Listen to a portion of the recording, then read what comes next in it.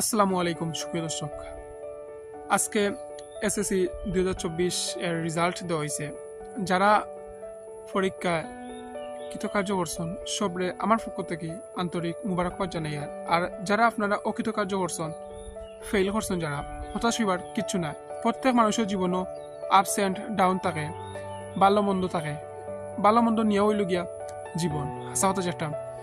আর fail থেকে হতাশা না হইয়া শিক্ষা নৌকা আল্লাহ পাক উপরে ভরসা রাখা, হয়তো বা আল্লাহ পাক আপনার লাগে ফিউচারে অনেক বেটার একটা কিছু রাখছেন। এর লাগে আল্লাহ তালা আপনার পরীক্ষা করা। সো হতাশ হওয়ার কিছু নাই। এই ফেলটারে টার্নিং পয়েন্ট হিসাবে নৌকা, নিজের কাজটা নিজে চালিয়ে যাওয়া, ইনশাল্লাহ আপনার সফল হইবে।